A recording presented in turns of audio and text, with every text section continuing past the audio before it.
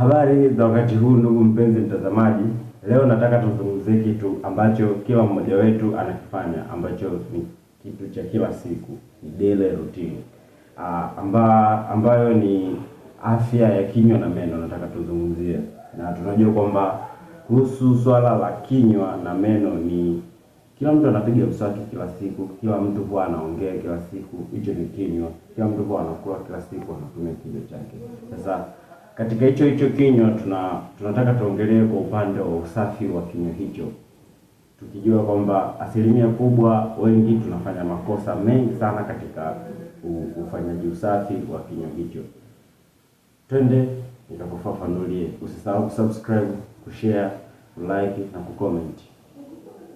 Sasa ndugu mtazamaji, watu wengi wanafikiri usafi wa kinywa ni kuhusu kuwa na meno meupe au kutoka na harufu nzuri mdomoni. Lakini ukweli ni kwamba kinywa chako ndio lango kuu la afya ya mwili wako mzima wote. Na katika tafiti za kisayansi zinaonyesha kuwa matatizo ya kinywa yana uhusiano wa moja kwa moja na magonjwa ya moyo, kisukari na hata matatizo ya mfumo wa upumuaji kwa ujumla. Na katika dakika hizi chache zijazo nitakwenda kukufungua macho, kukuonyesha siri ambazo hukuzijua kuhusu kinywa chako. Tuzungumzie plaque na bakteria. Kabla ya yote, fanya hivi mtazamaji. Hebu fanya kitu kimoja. Pitisha ulimi wako juu ya meno yako ya mbele. Je, unahisi utelezi wowote au utando fulani mbele ya meno yako? Huu utando kitaalamu tunauita plaque. Plaque tunaweza kusema ni mji wa bakteria mamilioni wanaoishi kinywani mwako. Kila unapokula sukari au wanga, bakteria hawa wanasherehekea au wanachokifanya ni kubadilisha sukari hiyo kuwa asidi. Sasa asidi hiyo huwa ni adui namba moja, inaanza kuyeyusha madini ya meno, tunasema enamels.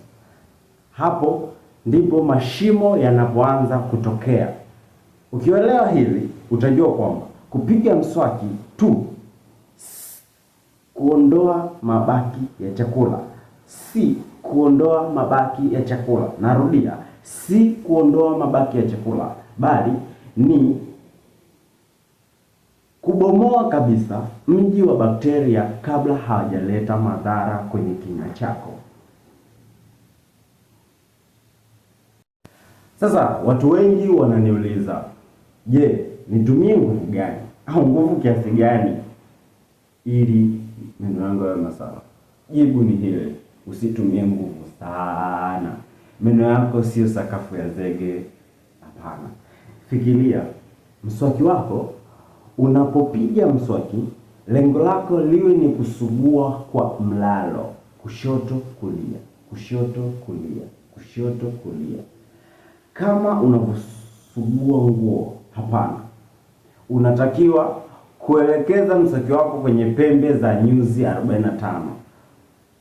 Sijui unanipata mtazamaji? Kuelekea kwenye ufizi nyuzi 45. Piga mswaki kwa mwendo wa duara namna hii. Pitisha kwenye fizi zako zote. Unapopitisha mswaki wako kwenye fizi, kwa nini ufizi? Kwa sababu asilimia 60 ya matatizo ya meno yanaanza kwenye fizi, kwa sababu ndio sehemu kuu wanapojificha wale bakteria. Na hapa kuna siri nyingine. Ulimi wako, na kama una kapeti la manyoya, bakteria wengi wanasababisha harufu mbaya, wanajificha katikati ya vinyoleo vya ulimi. Usipousafisha ulimi wako hadi mwisho kabisa, basi kazi yako ya kupiga meno mswaki itakuwa imepotea asilimia 50 thamani yake. Sasa ndugu mtazamaji, mswaki hata uwe unauzwa bei ghali kiasi gani, hauwezi kufika katikati ya meno mawili yaliyogusana au kubanana. Huko katikati ndiko paradiso ya bakteria. Ndiyo maana unaweza kukuta mtu anapiga mswaki mara 3 kwa siku, lakini bado anapata matundu pembeni ya meno. Hii leo ni kushauri kitu. Najua watu wengi hatuna utamaduni wa kutumia hichi kitu, lakini ngoja nikushauri. Kuanzia leo jaribu kutumia uzi mwembamba, lakini nakuambia leo uzi ndio unaookoa meno yako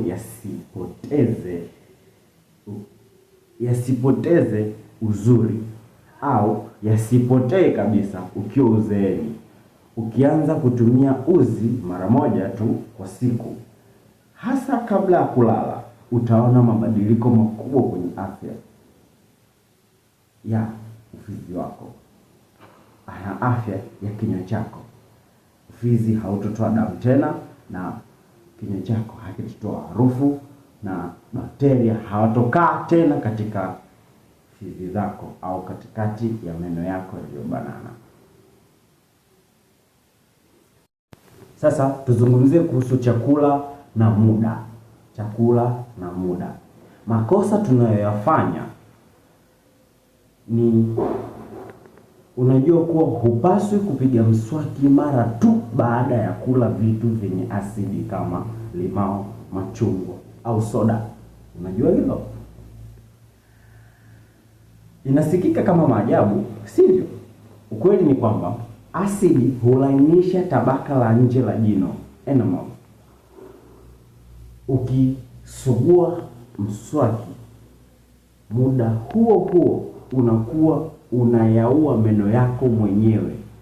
Subiri angalau dakika 30 ili mate yako yarekebishe hali ya hewa kinywani. Tunaita neutralization. Unasubiri kama nusu saa au dakika 30 ili ifanyike neutralization kupitia mate yako.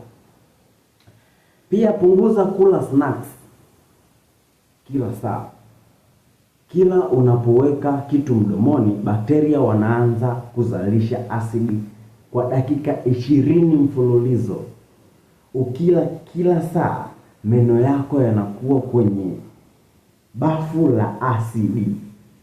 Yaani yanaogelea asidi siku nzima.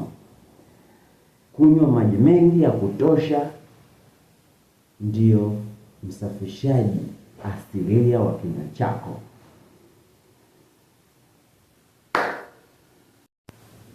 Mwisho kabisa, tunazungumzia kuhusu uwekezaji wa maisha yako. Kumbuka hii, meno yako ya kudumu yakiondoka hayarudi tena. Meno ya bandia ni ghali na hayatawahi kuwa na hisia njema nzuri kama meno yako ya asili. Usisubiri mpaka uhisi maumivu ndipo uende kwa daktari. Maumivu ya jino yakianza tu mara pa, inamaanisha tatizo limeshakuwa kubwa au bado dogo. Basi wahi. Jenga tabia ya kujichunguza mwenyewe kwenye kioo. Angalia kama kuna madoa meusi au kama kuna ufizi wako una rangi nyekundu iliyokolea baada ya rangi ya pinki. Ukishaona dalili hizo, basi wahi kwa daktari haraka ukapate matibabu. Kinywa safi kinakupa ujasiri wa kuongea, ujasiri wa kutabasamu, na zaidi ya yote, afya njema ya mwili wako. Asante kwa kuwa nami kuanzia mwanzo mpaka mwisho. Kumbuka kusubscribe, kushare, kulike na kucomment. Uliza maswali, fanya chochote kile ili kuendelea kukuza channel yetu ya Learning Updates.